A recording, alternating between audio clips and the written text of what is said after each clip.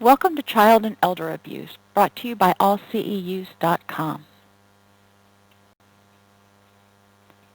When we're talking about child and elder abuse, we need to have some definitions so we know exactly what we're talking about.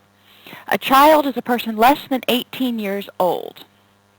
So a 17-year-old is still considered a child and therefore can be helped and or there's mandatory reporting required even for a 17-year-old. An elder is a person 60 years old or older and suffering from infirmities or aging as manifested by advanced age, organic brain damage, or other physical, mental, or emotional dysfunctions that impair their ability to care for themselves. So what does that mean? If you have a spry grandma, even if she's 78 years old, who can take care of herself and doesn't seem to be having any problems, that person is probably not an elder. If you have a person who is 60 years old and seems to be suffering from infirmities, which may include something as simple as major depressive disorder, then you need to consider whether mandatory reporting is required. Child caretakers include parents, adult household members, another adult entrusted with the child's care, or another child entrusted with the child's care.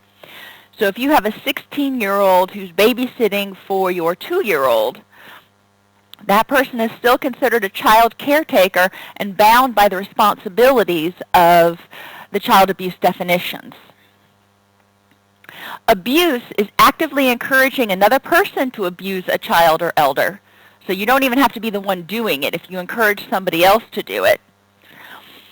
And includes non-accidental infliction of physical or psychological pain by a caretaker.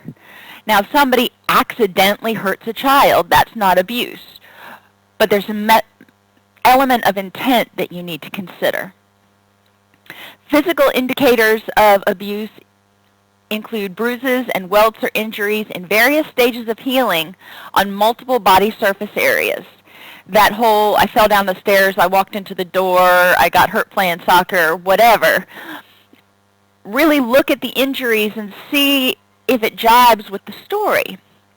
If they have welts across their bum or across their back, and they say they got it by walking into a door, clearly that's not going to work.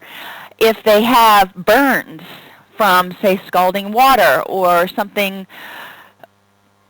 more nefarious, then you also have to consider, could this have been an accident or could this have been gotten in the way that the child is saying it was gotten?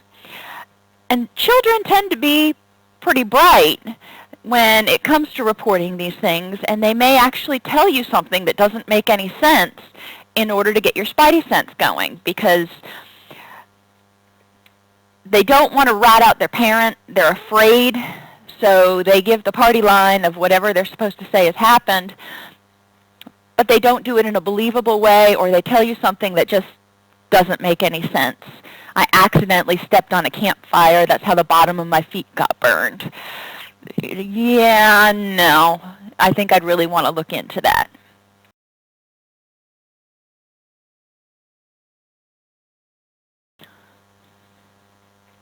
Neglect can be physical, medical, educational, emotional, and might include witnessing of domestic violence or illicit drug use.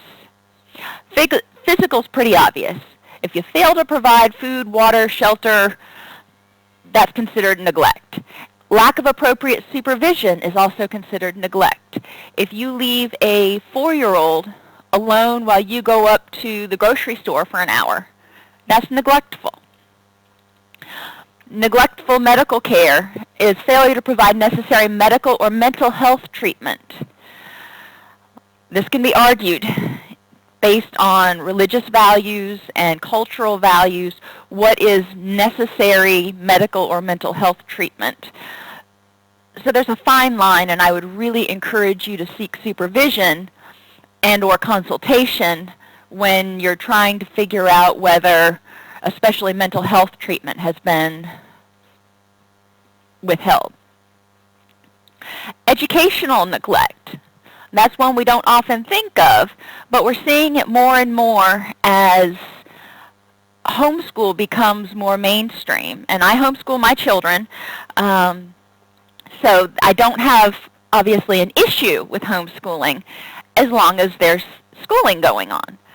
When you homeschool a child and the parent does nothing, it's just an excuse for the parent to sleep in and the child to watch TV all day, that doesn't work for me. And a lot of states and a lot of counties are so overwhelmed that they're not following up with their homeschool children to make sure they're meeting their minimum requirements and doing their testing and doing their reporting. They just take the parent's word for it. So we've seen in some cases, and it's a minority, but it's a significant minority of cases where homeschool children aren't getting schooled at all. They go through what would be the elementary years pretty much just hanging out with mom and dad. Now, you can argue whether that's neglectful or not. Again, it depends on your point of view. Some people believe the elementary years are key years for character education and the book learning can come later. So how is the child adjusted? Is the child doing well? Is the child 9 years old and not able to read? These are all things that you want to look at. If that's the case, the child is of an advanced age and still having difficulty reading or doing basic math, then there's probably cause for concern, because when the child gets into middle school grades, then they're going to have a harder time catching up and catching on. Emotional neglect includes inattention to a child, and we see this a lot in addictions, where the parent is so consumed with the addictive substance or consumed in their addiction, or the parent has a mental health disorder that is not adequately controlled, and they are so incapacitated by that disorder that they can't pay attention to their kid. They just don't have the ability to focus. It goes to another level when the child actually starts parenting the parent. It's not uncommon at all, unfortunately, for me to hear stories when I was working in the addictions center of children tucking their parents in at night. Their parents would pass out from being drunk or doing drugs or whatever, and the child would bring the parent a blanket and a pillow so they could sleep, and then the child would tuck themselves into bed, and they'd be responsible for making their own food and trying to find food if the parent hadn't gone shopping in a while. So emotional neglect is a little bit more subtle, but it's just good common sense. Is that child's need being met? Are those children emotionally well adjusted, or do they seem really stressed out? And if they do, why? Is it something going on in the household, or is it the just complete lack of ability of the parent to attend to the child? Witnessing domestic violence or illicit drug use. This is neglectful. Witnessing domestic violence is terrifying for a lot of children, and both of these things teach the child through observation things that we don't really want to be teaching our children. The key is, in order to qualify as neglect, the failure to provide care or protection does not need to be characterized by repeated acts of carelessness. So just one act of carelessness can qualify as neglect. Now, that could be taken overboard, and every time a parent does something that you find questionable, you might be referring back to these statutes. So you need to use good common sense. Was this an isolated incident? The degree of neglect? Did the parent do something that you disagreed with but is not necessarily harmful to the child? Did they witness domestic violence once and then mom decided to get out of the situation? Well, that's not neglectful. In my opinion, that is, okay, there was a bad situation, something bad happened, but then the parent attended to the child's needs and their needs and removed themselves from the situation. So you really need to use good judgment on these things, and there's a lot of gray area. So I would advise having a colleague that you can call and consult on when any of these situations come up.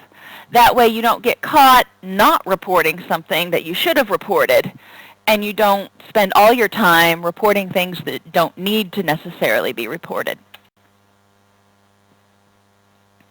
High-risk children. These are kids who are at a higher risk of being abused because they tend to cry a lot. They tend to be awake a lot and make care very challenging. Premature and low birth weight infants and infants that are born drug addicted have issues. There's a high incidence of gastric reflux disease. There's a high incidence of colic because their nervous system is not as developed as full-term infants, and they can't filter out some of the stimulation, so they get overstimulated much more easily. They need to eat a lot more often. They have special medical issues that may come up. And it takes a lot longer for a low birth weight and a premature infant to get to the point where they're sleeping through the night. A child that's born at 10 pounds is probably going to sleep through the night a lot faster than a child that's born at 1 pound 6 ounces.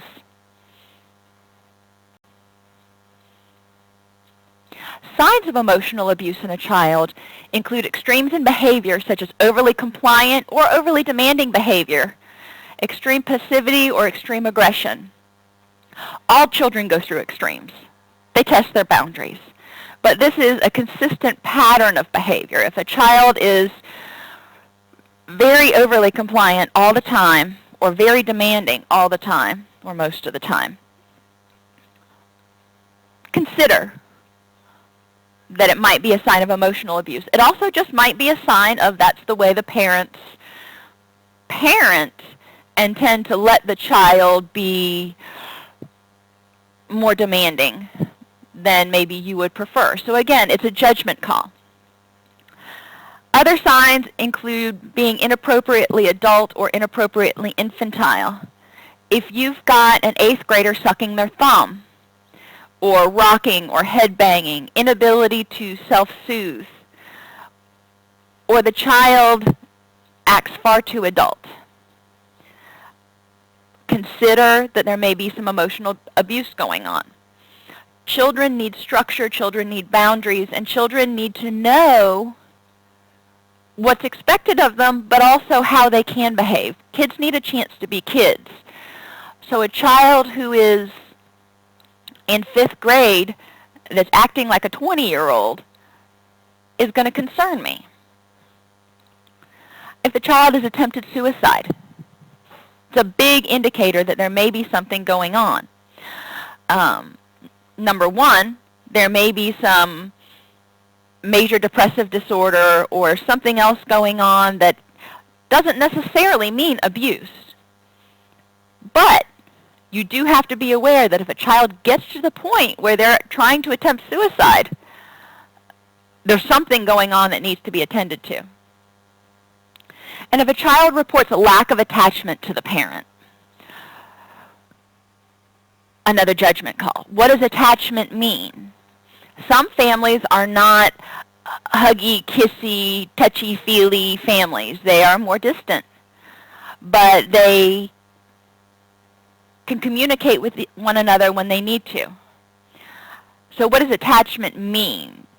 For parents who are single parents, or for children who come from broken homes, the attachment you might see to the parent with whom they don't live is going to be somewhat different maybe than the attachment in a parent to a parent in a 2-parent household, because they don't spend as much time with dad or mom, so they don't feel those same longings, and they don't miss the parent in the same way if the parent's gone for a couple of days.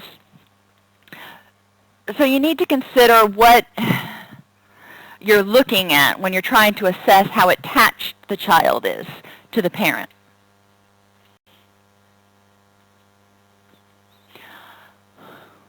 when you observe interactions, if you see a parent who constantly is just ugly to the child, well, that's probably very clear emotional abuse. But you also might want to consider physical abuse. If the parent is acting that way in front of you, imagine how they act behind closed doors. When the parent is unconcerned about the child and refuses to consider offers of help for the child. So if the child is acting out, if the child is just completely uncontrollable, and people offer to help, or guidance counselors suggest that the child needs counseling, or other people try to intervene, and the parent pushes everybody away, you have to wonder what the parent's trying to hide. And obviously, if the parent overtly rejects the child, that's clearly, at the very least, emotional abuse.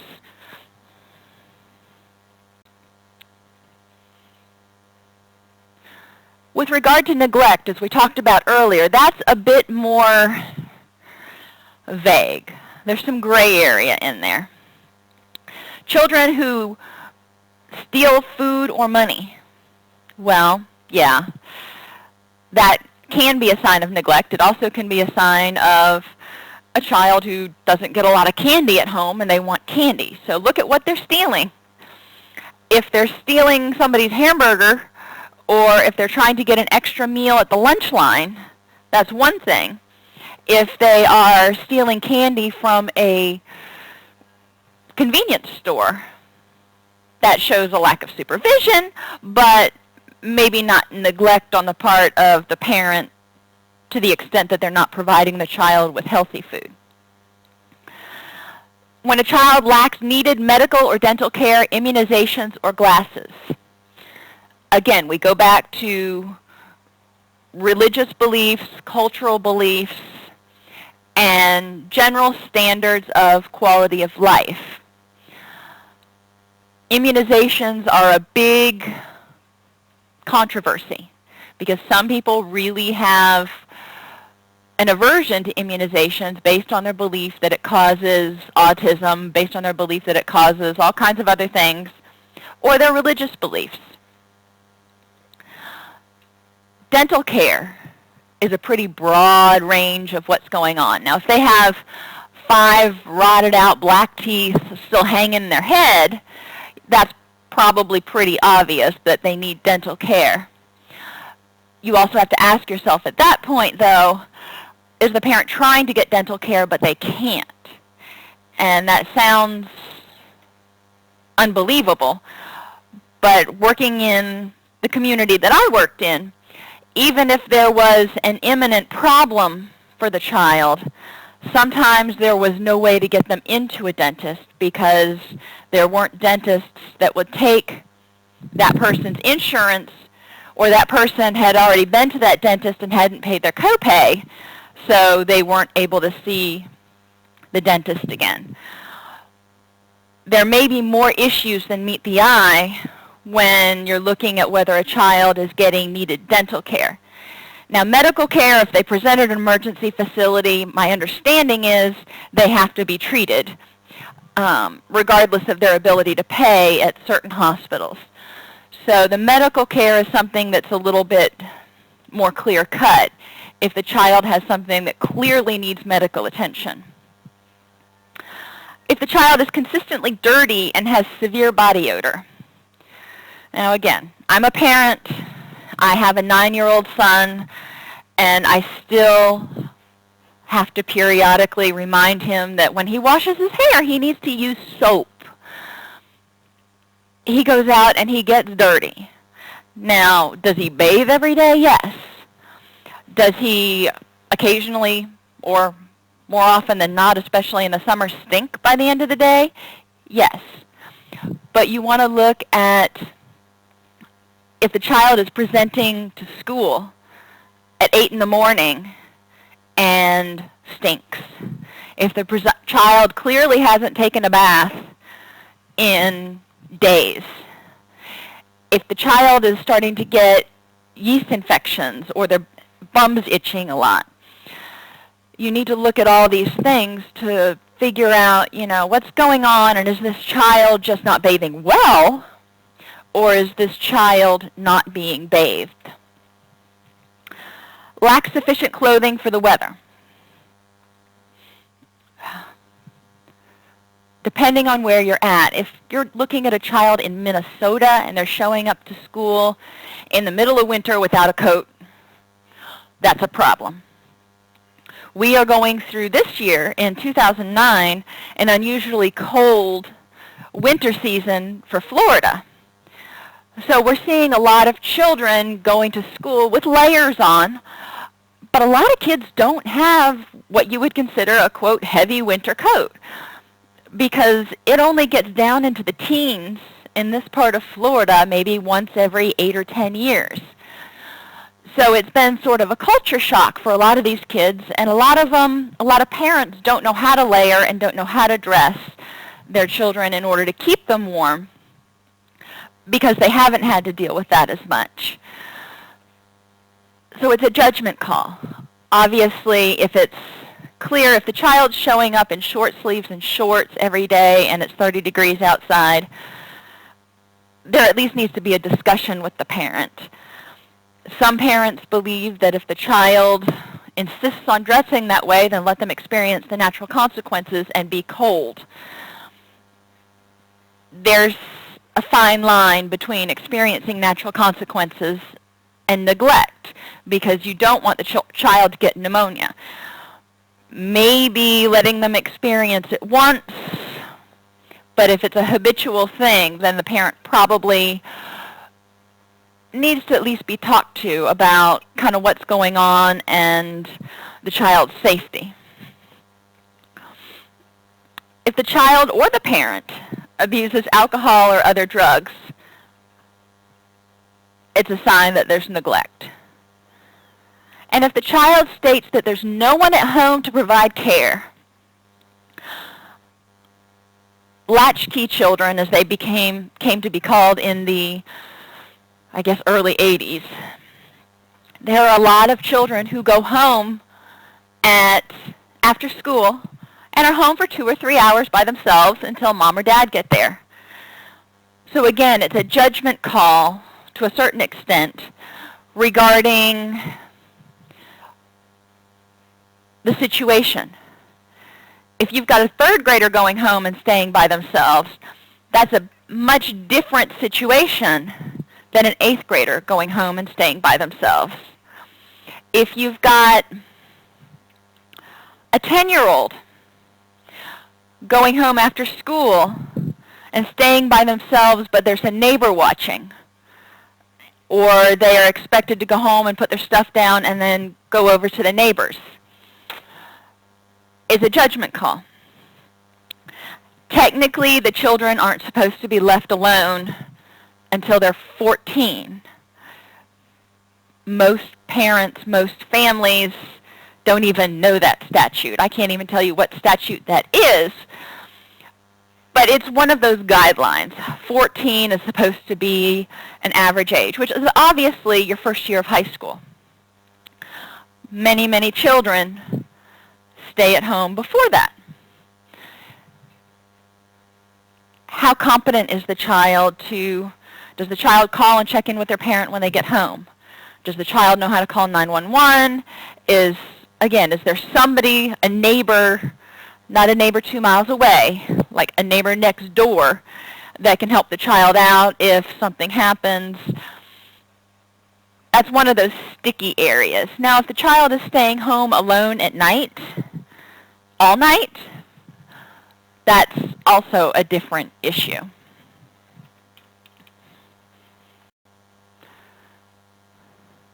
Prevention. In order to prevent abuse, we need to understand that children and families exist as part of a system. And it's the family's responsibility to ensure the child is happy and healthy and educated and all those wonderful things. But the society has to support the families as they raise their children. we have to pitch in. We have to make sure, as we talked about earlier, that if a child needs dental care, the child can get dental care regardless of the parent's ability to pay. And I know that sounds aversive to a lot of people, but is it fair for us to punish a child because of a parent's irresponsibility? That's, my own little soapbox. But as a society, if a child is raised in a healthy environment, or a child at least is not abused and neglected, they stand a much better chance of breaking a negative cycle than if the same thing keeps going on. In order for us to assure the well-being of families, we need to make sure that services are available and families know how to access services. And services is a really broad term, and it depends on your environment. It depends on your locale, what services those might be. A community in rural Kansas will probably have different service needs for their family than New York City. You need to weigh and assess, what does your community have? What do your families need? We know they need food, electricity, shelter, education, medical care, and dental care. Can families access that? After that, we've got mental health care and social services and case management and respite care and lots of other services. Can your families access those either in person or remotely?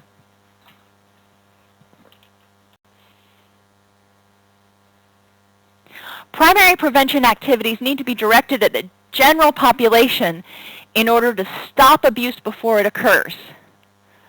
We need to educate people, all people.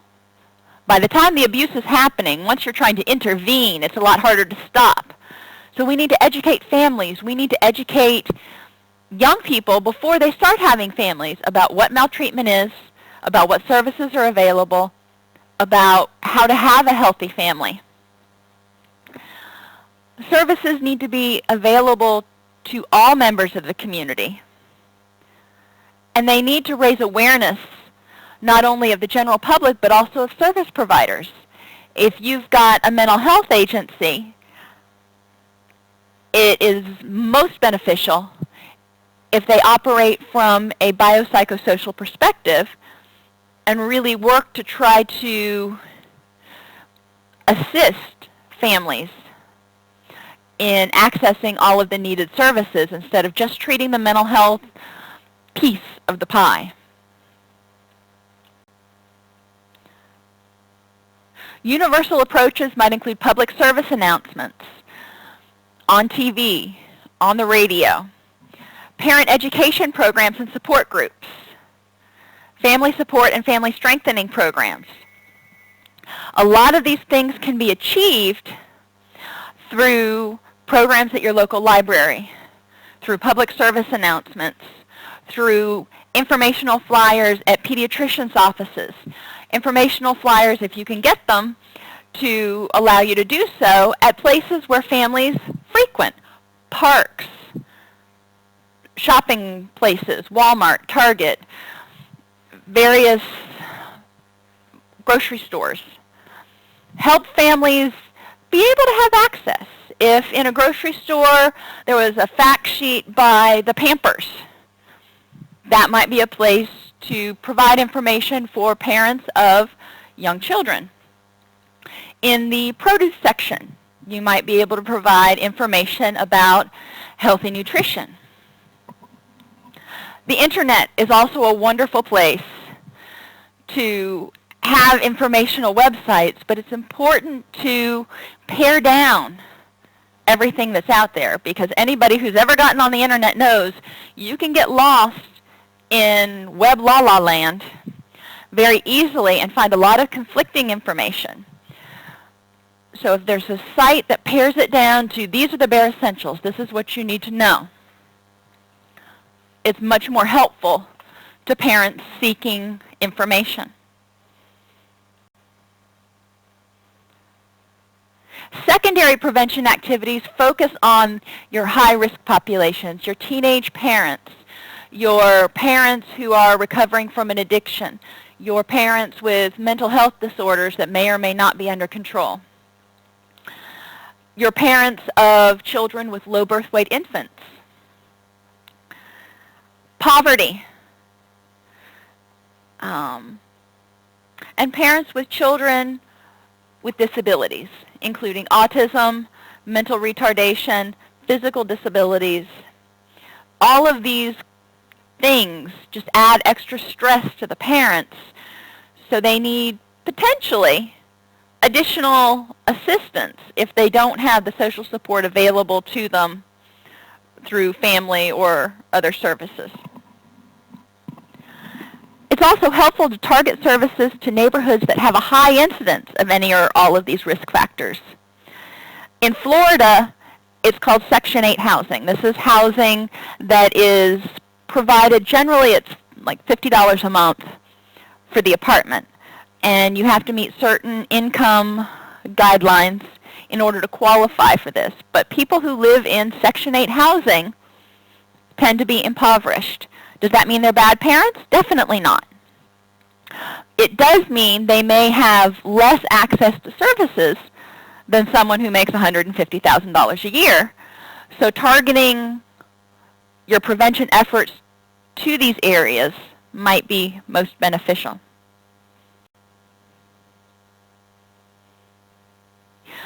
Parent education programs can be located in high schools. Educate in health classes. Educate through the PTA. You also want to have parent education programs in places that are non-threatening. Some parents have a negative association with schools. They didn't have a good experience in high school. They dropped out of high school, whatever. So going to a school might be overly threatening.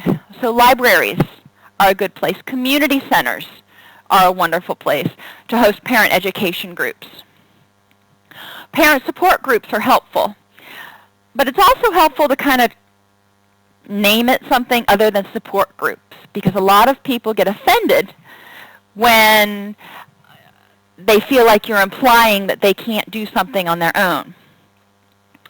Home visitation programs are helpful for your high-risk parents. If they qualify, they may be thankful to have someone to come in and provide respite, to provide suggestions, to just be an adult that speaks in full sentences if they are a single parent at home all day with an infant. And family resource centers, we talked about that earlier, at libraries, at shopping centers, at the mall, at parks, where families can access either via the internet or via printed handouts information on where to access services, how to access services, and what services are out there.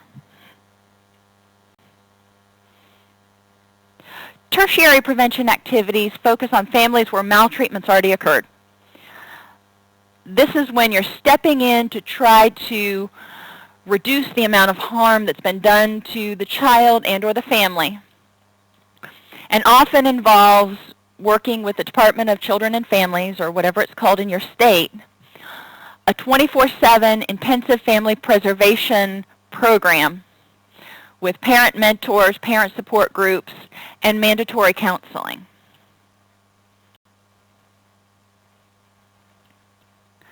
Assessment provides the foundation for assisting children, youth, and families at a number of critical points, including when families are presented with new challenges, where there's safety concerns, and when decisions must be made about the need for services.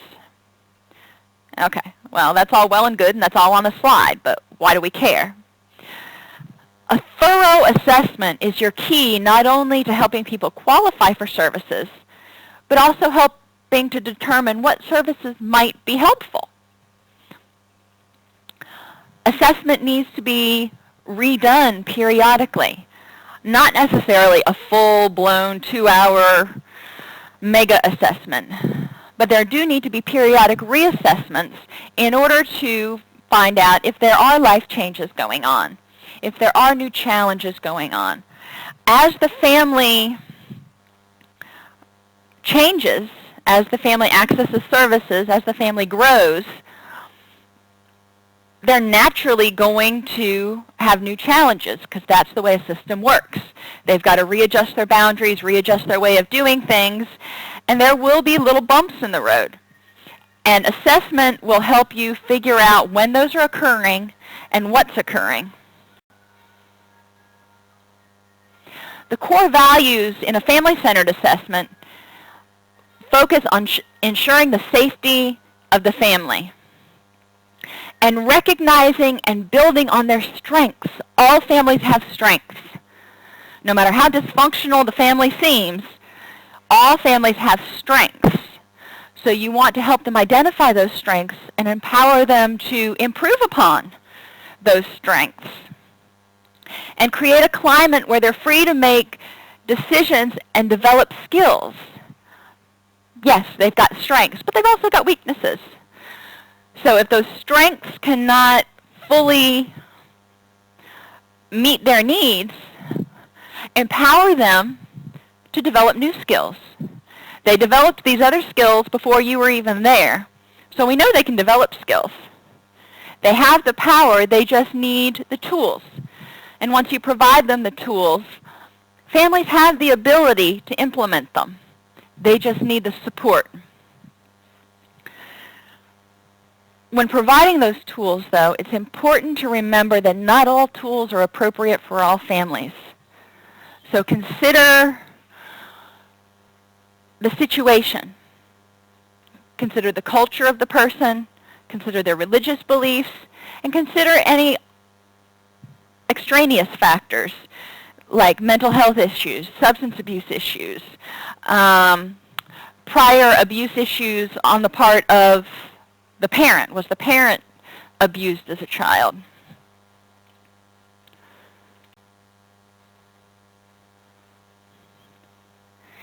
And each parent needs to be assessed independently on their ability to care for the child.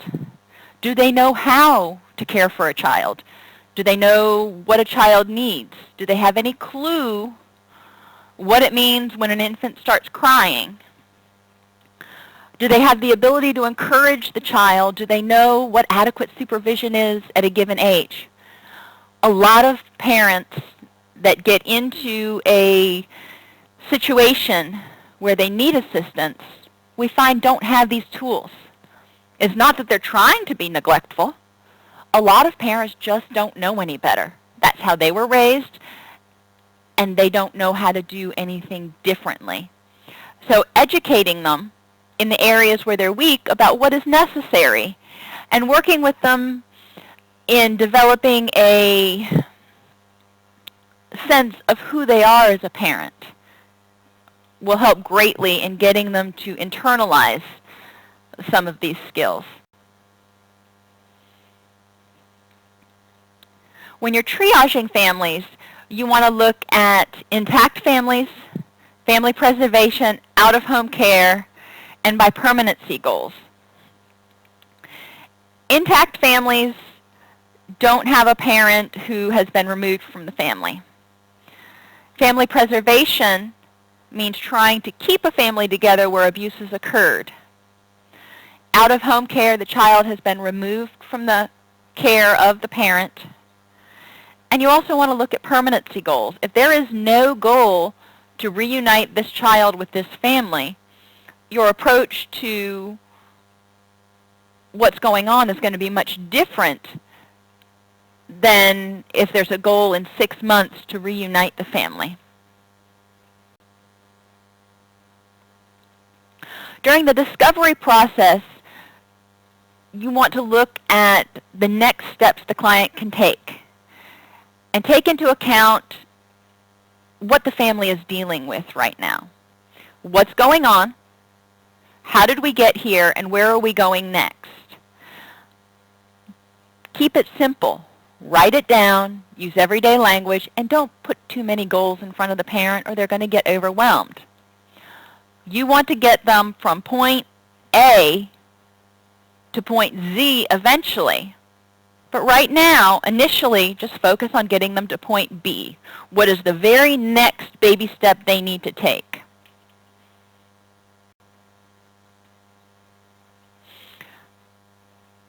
There are many different intervention strategies that you can use, and they include eliminating or repairing the cause of the abuse in order to restore normal functioning. If the abuse was caused by a domestically violent relationship or one parent abusing substances, then you're going to want to focus on eliminating that, because the family can't function in a healthy manner until those issues have been resolved. Social control limits the possibility of a future event by creating a social or physical barrier between causes and persons likely to be affected. If a parent is actively abusing substances, then through social control they would be limited access to the children. Probably the person would be committed to residential treatment, and then the child would be able to see their parent under supervised circumstances where the parent is clean.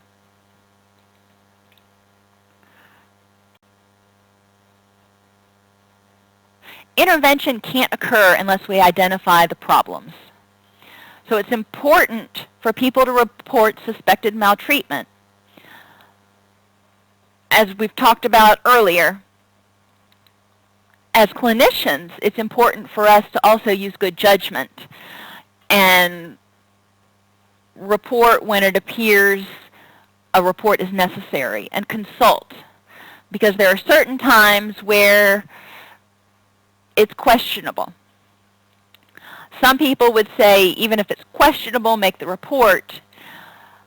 You also have to consider the impact it's going to have on your therapeutic relationship if every time a parent says they made a mistake, you're running to the Department of Children and Families to make a report. Now again, it depends on the magnitude of the mistake, the history of the parent, the potential impact on the child, etc., etc., etc.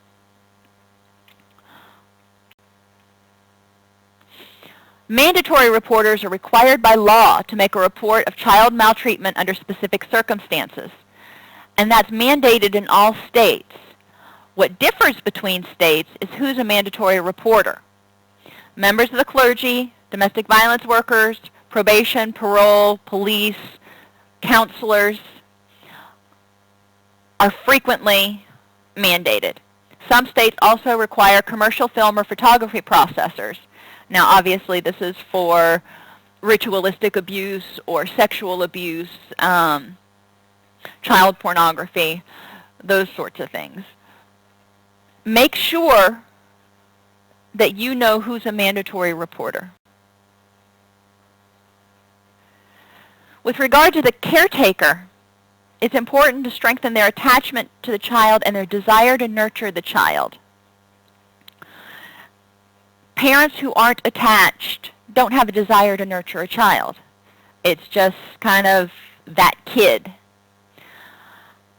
This is another issue that comes up with low birth weight babies or premature infants who end up staying in the hospital for several months.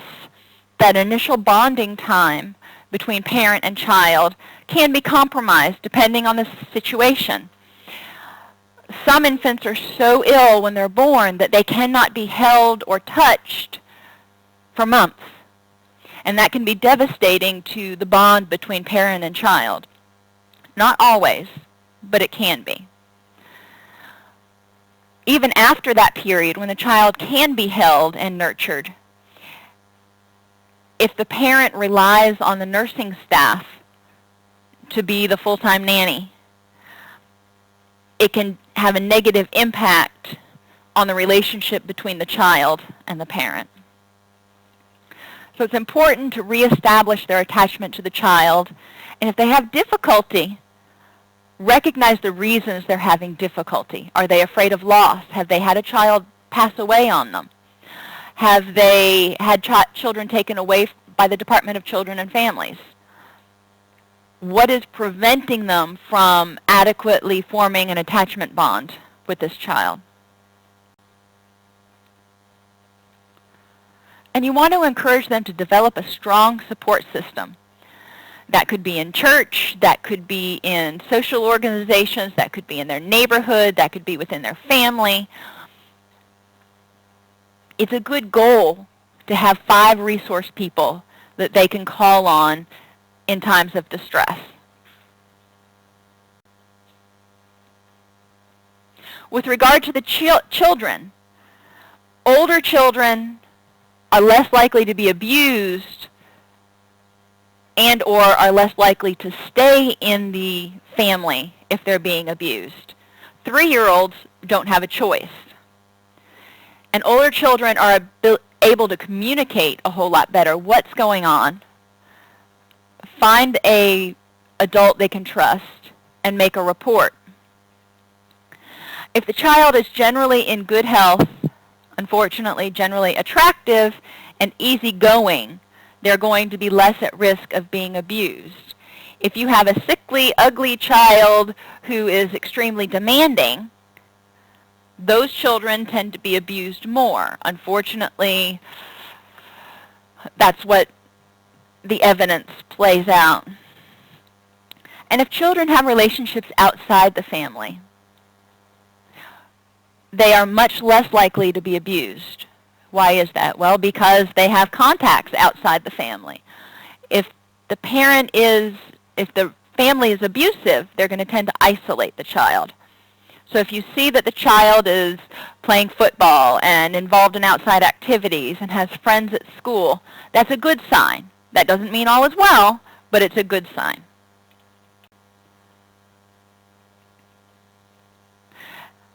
If the parent is willing to act protectively and develop skills they don't have, that's awesome. If they recognize that they have impulse control issues, that's awesome. Once you get to the recognition part and the willingness to take the next step, you're 80% of the way there.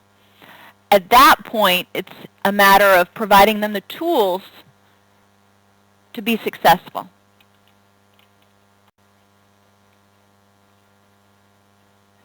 Family strengths that you can capitalize on include families that are willing to face problems and seek help, as opposed to running from them, pretending they don't exist, or abusing substances in order to just numb everything out. They share problems with others. They don't isolate. They do ask for help. They're resourceful and creative, and parents sacrifice for their children. Sacrificing doesn't have to be huge, but that means mom doesn't drive a Lexus at the expense of Junior having appropriate dental care. Families that seek knowledge, education, and skills. Kids don't come with an instruction manual. All of us need to learn somehow. We'll have questions, we'll ask doctors, we'll ask our parents, we'll ask our friends who are parents. When parents are willing to say, you know, I might not know how to deal with this, that's great. And if they're assertive, when there is a problem or they feel there is a problem, they stand up for themselves and they stand up for their family. These are all family strengths that will benefit them in the long run if they can use them in appropriate ways. With regard to sexual abuse, there are several risk factors to look for. A single woman is the head of the household, the presence of a stepfather or live-in boyfriend, non-family members sacking out on the couch periodically, stressors such as poverty and unemployment, And families that lack transportation or a telephone and are isolated from the community are all at a greater risk for the children being sexually abused. Those are really broad characteristics. And you can have a single woman with a live-in boyfriend who is living in poverty and they don't have regular transportation and still have a healthy family. So this by no means should send up red warning flags saying for sure the children are being abused. But all of these things have been correlated with an increased risk for sexual abuse. Family risk factors include the family blaming the worker or the child for the problems, the parent refusing to accept responsibility, and refusing to ask for help, a history of domestic violence or a history of substance abuse, and current or a history of poverty all put a family at high risk.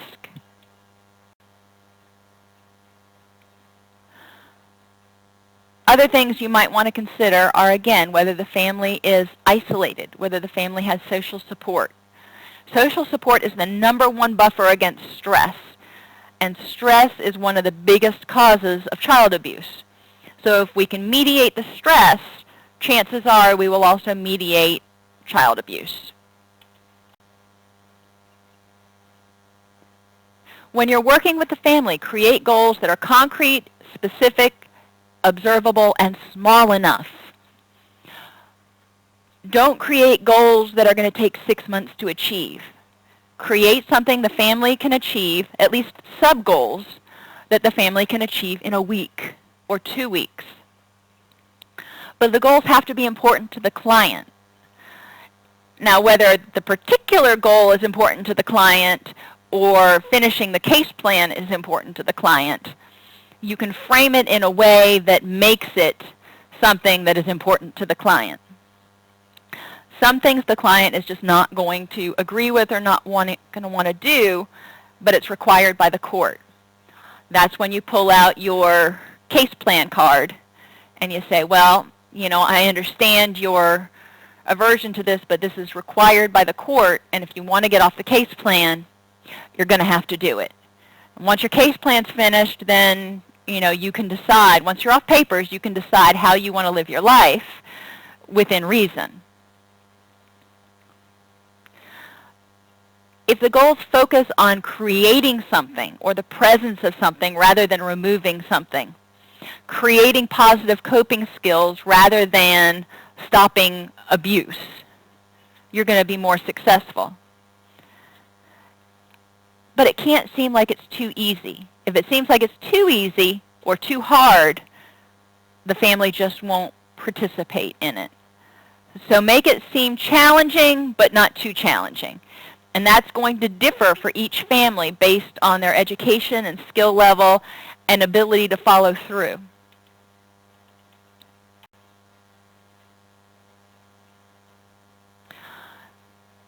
Anytime you see movement, positive movement on the part of the family, you want to reward that.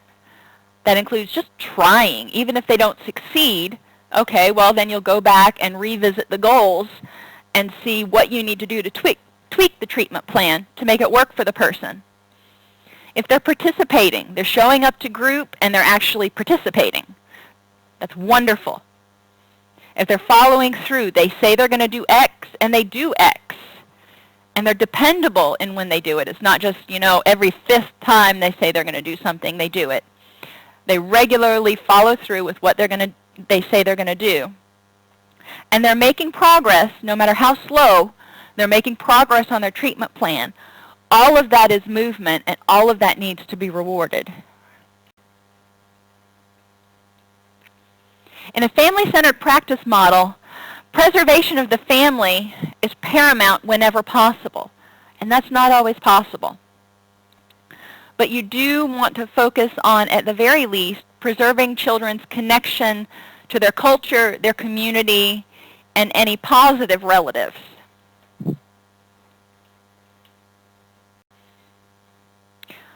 In summary, we all need to work with the family adults and the child in order to make this work, because any member of the family can sabotage the plan.